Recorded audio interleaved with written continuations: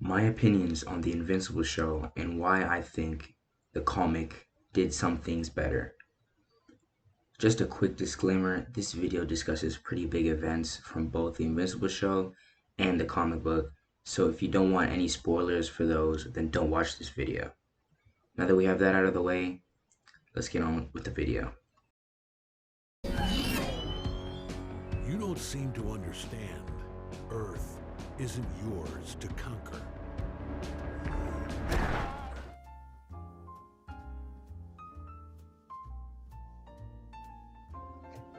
Invincible, a fresh take on the superhero genre that revitalized the community and introduced millions of people to the gem that is the Invincible comic. This show is awesome, but not as awesome as the comic, in my opinion, of course. Now, I read the comic first, so I may or may not be extremely biased, but I absolutely love the Invincible comic. Now, mind you, I've only read about 50 issues, so it is possible that the last 100 or so issues might be terrible, but I doubt it.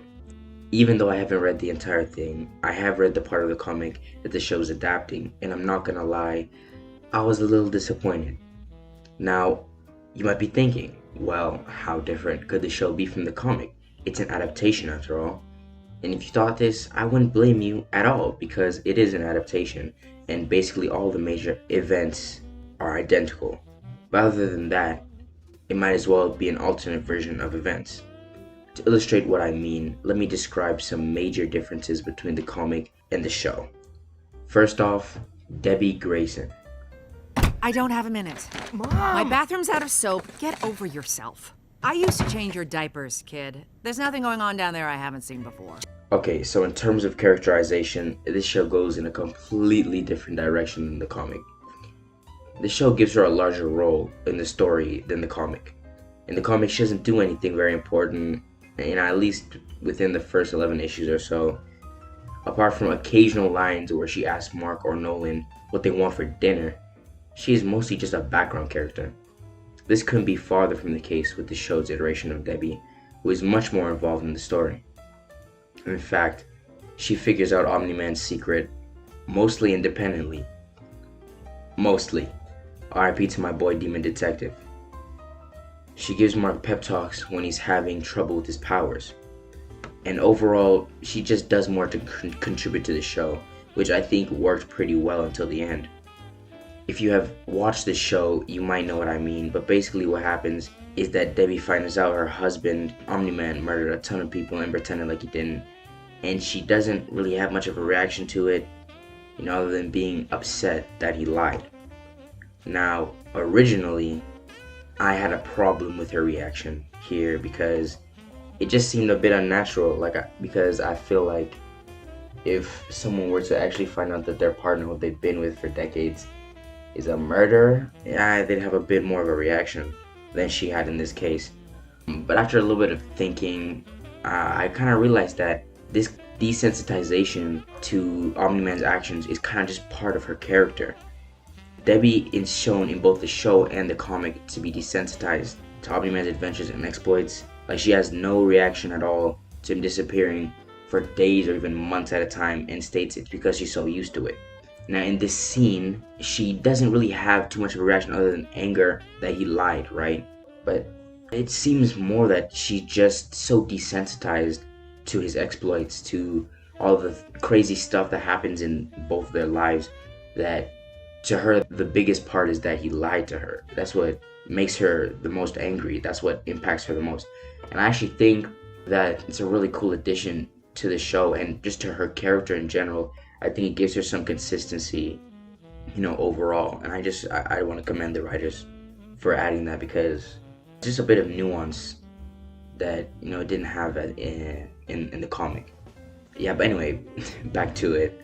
In the comic, Debbie is completely unaware of Omni-Man's crimes and gets the news that her husband is not only a murderer, but a space tyrant who saw her more as a pet than as a companion. And she does not handle it very well. She becomes an alcoholic and breaks down at even the thought of her ex-husband. This version of events is definitely harder to view, but it is very close to what real-life grief looks like and how people often cannot handle the grief that comes with the loss of a loved one. This version of events makes Debbie a much more sympathetic character, who is, in my opinion, more realistic to how a real person would react.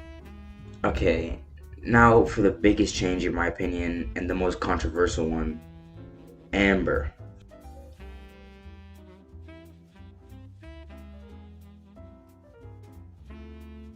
If you have watched the show, you know exactly what I'm talking about. And if you haven't watched the show, what are you even doing? Why?